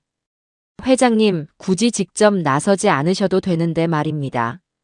다른 사람에게 낙찰받게 하고 저희는 배당금만 챙겨도 충분합니다. 아니, 내가 직접 마무리해야겠네. 시작을 내가 했으니 끝도 내 손으로 맺어야지. 그리고 저 집은 원래 내 돈으로 산 내 집이야. 잠시 다른 사람에게 맡겨뒀던 내 물건을 되찾아오는 것뿐일세. 경매는 생각보다 싱겁게 끝났습니다. 몇몇 사람이 입찰에 참여했지만 제가 시세보다 조금 높은 가격을 부르자 모두 포기했습니다. 그렇게 아파트는 다시 제 소유가 되었습니다. 제 평생의 땀과 눈물이 담긴 돈으로 지었던 그 집을 저는 다시 제 손으로 되찾아온 것입니다. 모든 법적 절차가 끝나고 집행관들이 집 안에 남아있던 며느리의 마지막 짐들을 밖으로 드러낸 후에야 저는 열쇠를 받아들고 홀로 그 집에 들어섰습니다. 집 안은 텅 비어 있었습니다. 화려했던 가구와 장식품들이 모두 사라진 공간은 휑하고 을씨년스러웠습니다. 하지만 동시에 그동안 저를 짓누르던 무겁고 불쾌한 공기도 함께 사라진 듯 했습니다. 저는 천천히 집 안을 둘러보았습니다. 제가 잠시 머물렀던 작은 방, 며느리가 아내의 유품을 버렸던 베란다, 그리고 손주 녀석이 제 가슴에 비수를 꽂는 말을 내뱉었던 거실까지 모든 공간에 아프고 쓰라린 기억이 배어 있었습니다. 마지막으로 저는 거실 한가운데 바로 그날 며느리가 밥상을 걷어찼던 바로 그 자리에 멈춰 섰습니다. 그리고는 바닥에 가만히 주저앉았습니다. 창밖으로 들어오는 저녁 햇살이 텅 빈 거실을 길게 비추고 있었습니다. 저는 눈을 감고 지난 몇 달간의 일들을 천천히 되짚어 보았습니다. 분노와 배신감으로 시작되었던 싸움. 하지만 그 끝에서 제가 얻은 것은 단순히 돈이나 집이 아니었습니다. 저는 잃어버렸던 아들을 되찾았고 아버지로서의 제 자신을 되찾았습니다. 저는 가방에서 보온병에 담아온 따뜻한 차를 꺼내 종이컵에 따라 한 모금 마셨습니다. 쌉쌀하면서도 따뜻한 기운이 온몸으로 퍼져나갔습니다. 저는 텅 빈 공간을 둘러보며 나지막이 혼잣말을 했습니다. 일하면 한 그릇에 집 한 채가 날아갔으니 세상에서 가장 비싼 라면이었구나. 그 말 속에는 더 이상 분노나 증오는 담겨 있지 않았습니다. 오직 모든 것을 끝냈다는 안도감과 이 모든 시련을 통해 더 단단해진 제 자신에 대한 작은 위로만이 담겨 있었을 뿐입니다. 이제 이 집을 어떻게 할 것인지는 천천히 생각하기로 했습니다. 확실한 것은 이곳은 더 이상 불행과 갈등의 공간이 아니라는 사실이었습니다. 제가 되찾은 이 공간을 저는 희망과 새로운 시작의 장소로 만들고 싶었습니다. 모든 폭풍이 지나간 후 제 아들 대호의 삶은 말 그대로 폐허가 되었습니다. 며느리와의 이혼은 생각보다 쉽게 마무리되었습니다. 나눠 가질 재산도 다툴 양육권도 없었으니까요. 손주인 민준이는 외과에서 맡기로 했지만 며느리 쪽 집안 역시 풍비박산이 난 상태라 아이가 제대로 보살핌을 받을 수 있을지는 의문이었습니다. 아들은 이혼 서류에 도장을 찍고 그야말로 맨몸으로 세상에 내던져졌습니다. 아파트는 경매로 넘어갔고 그동안 며느리가 아들 명의로 몰래 만들어 놓은 카드빚과 소액 대출들이 터져나오면서 아들의 월급은 차 앞 딱지가 붙기 시작했습니다. 한때는 번듯한 회사의 팀장이었던 아들은 이제 신용불량자라는 낙인이 찍힌 채 하루아침에 모든 것을 잃고 나락으로 떨어진 것입니다. 그 녀석은 저를 찾아오지 않았습니다. 아마 저를 볼 면목이 없었을 겁니다. 저 또한 녀석을 일부러 찾지 않았습니다. 스스로 일어설 시간을 주어야 한다고 생각했기 때문입니다. 다만 최 부장을 통해 아들이 어떻게 지내는지 조용히 지켜볼 뿐이었습니다. 아들은 친구 집과 찜질방을 전전하다가 보증금도 필요 없는 아주 작은 고시원 방 하나를 구했다고 합니다. 한평 남짓한 몸 하나 겨우 누일 수 있는 작은 공간에서 아들은 자신의 죗값을 치르고 있었습니다. 낮에는 회사를 다녔고 밤에는 대리운전 아르바이트까지 하며 빚을 갚아나가고 있다는 소식을 들었을 때 저는 가슴이 아프면서도 한편으로는 대견한 마음이 들었습니다. 스스로의 힘으로 바닥부터 다시 시작하려는 아들의 모습에서 저는 희미한 희망을 보았습니다. 그렇게 몇 달의 시간이 흘렀습니다. 가을이 깊어지고 쌀쌀한 바람이 옷깃을 여미게 만드는 어느 날 저녁이었습니다. 모르는 번호로 전화가 한 통 걸려왔습니다. 조심스럽게 전화를 받자 수화기 너머에서는 아주 작고 주저하는 목소리가 들려왔습니다. 아버지, 저 대호예요. 오랜만에 듣는 아들의 목소리였습니다. 저는 아무 말 없이 다음 말을 기다렸습니다. 잠깐 뵐 수 있을까요? 아파트 앞 공원으로 지금 나와주실 수 있으세요? 저는 알았다. 짧게 대답하고 옷을 챙겨 입었습니다. 제가 다시 사들인 그 아파트 근처의 작은 공원 벤치에 아들이 고개를 푹 숙인 채 앉아 있었습니다. 몇 달 사이의 녀석은 아주 다른 사람이 되어 있었습니다.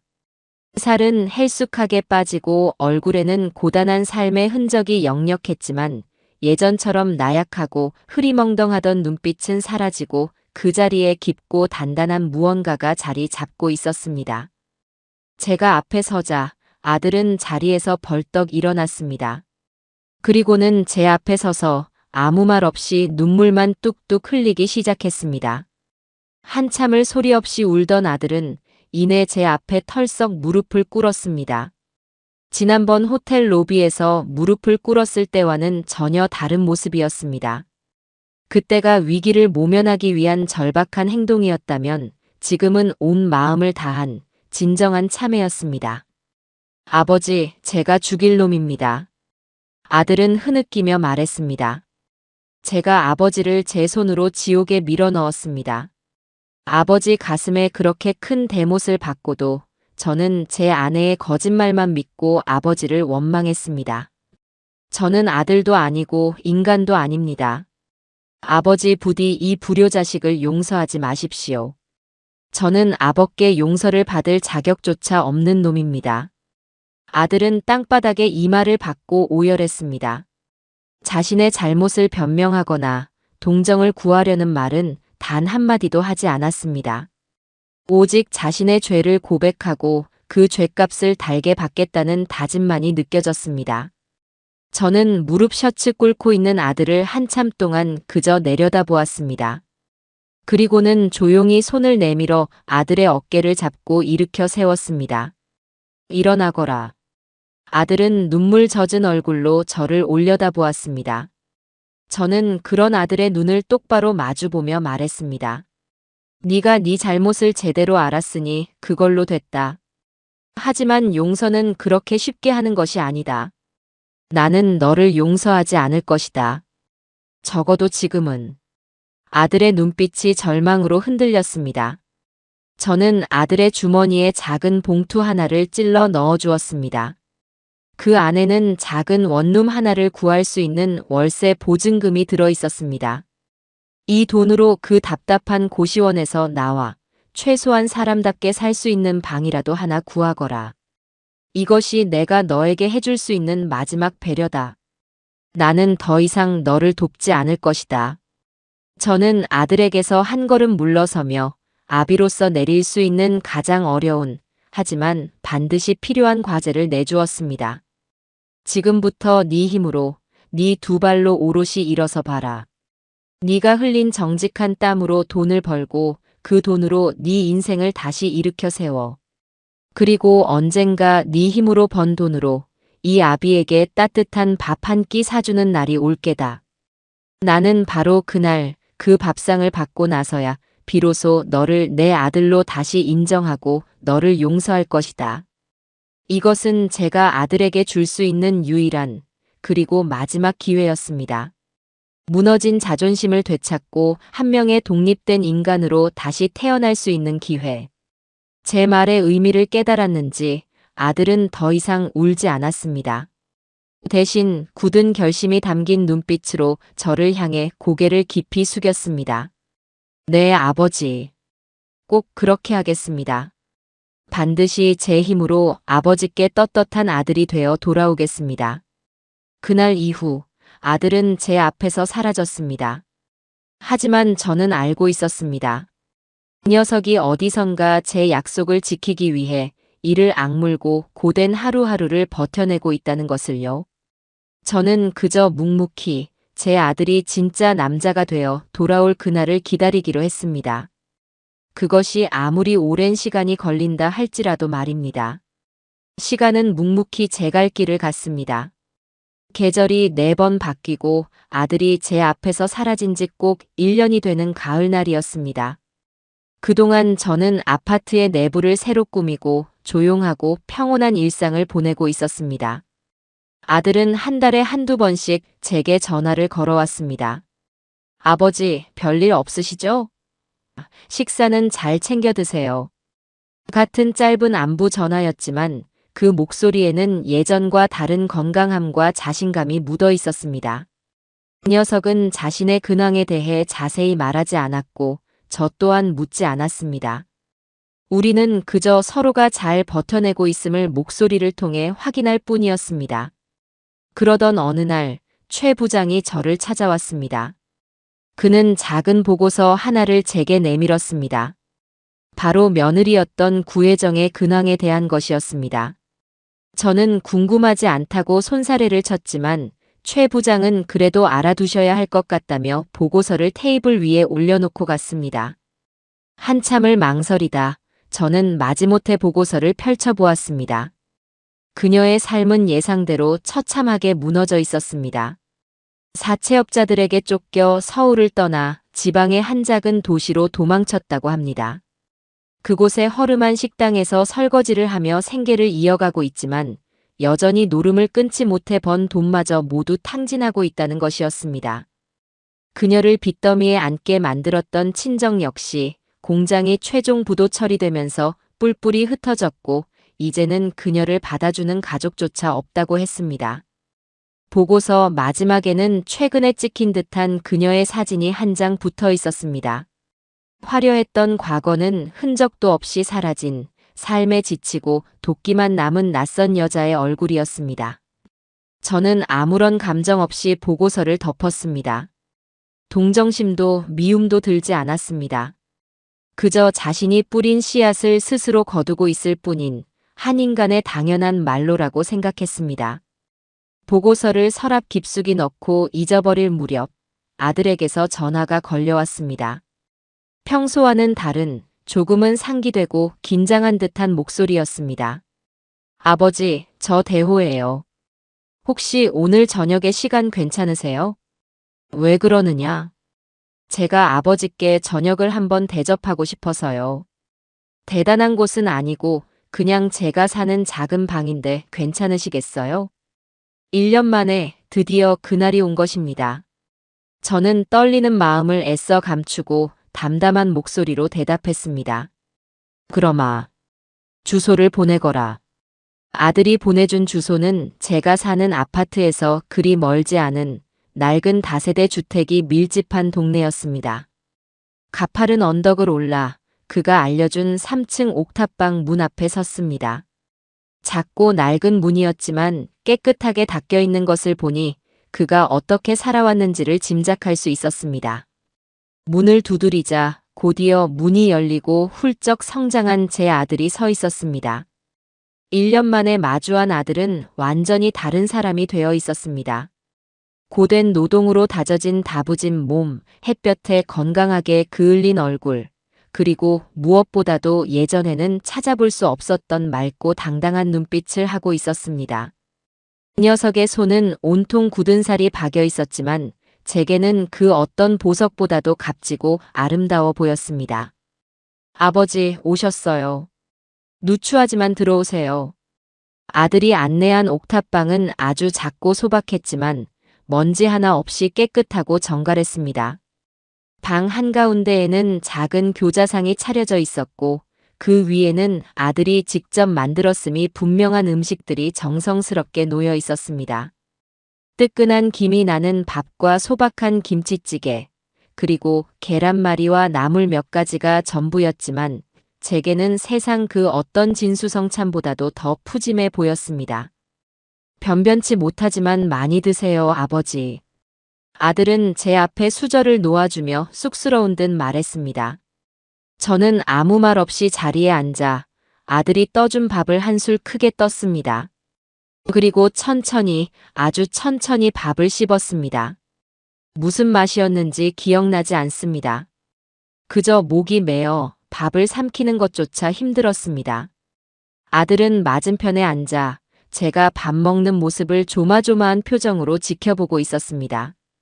제가 말없이 밥 한 그릇을 다 비우자 아들은 조심스럽게 입을 열었습니다. 지난 1년 동안 건설 현장에서 일했습니다. 아버지가 평생을 바치셨던 그곳에서 저도 땀 흘리며 돈을 벌었습니다. 아직 빚이 다 남았지만 그래도 이젠 누구의 도움 없이도 제 힘으로 살아갈 자신이 생겼습니다. 그리고 오늘 제가 처음으로 제 힘으로 번 돈으로 아버지께 밥상을 차려드렸습니다. 약속을 지켰습니다, 아버지. 아들의 눈시울이 붉어졌습니다. 저는 숟가락을 내려놓고 맞은편에 앉은 아들의 얼굴을 가만히 바라보았습니다. 제 눈앞에는 더 이상 어리석고 나약했던 과거의 아들은 없었습니다. 시련을 이겨내고 비로소 한 명의 어른으로, 한 명의 남자로 우뚝 선 제 아들이 앉아 있었습니다. 저는 자리에서 일어나 아들의 어깨를 힘껏 두드려 주었습니다. 그리고는 제 평생 아들에게 해주었던 그 어떤 칭찬보다도 더 진심을 담아 나지막이 말했습니다. 그래, 고생했다, 내 아들. 오늘 네가 차려준 이 밥상이 내 평생 먹었던 그 어떤 밥보다도 가장 맛있는 밥이었다. 그제야 아들은 참았던 눈물을 터뜨렸습니다. 저 또한 흐려지는 눈앞을 애써 감추기 위해 창밖에 어두워진 하늘을 바라보았습니다. 집 한 채를 잃는 혹독한 대가를 치렀지만 저는 그보다 훨씬 더 소중한 것을 되찾았습니다. 바로 제 아들이었습니다. 우리는 그 작은 옥탑방에서 아주 오랫동안 서로의 어깨를 기댄 채 지나간 아픔을 씻어내고 새로운 시작을 함께 맞이하고 있습니다.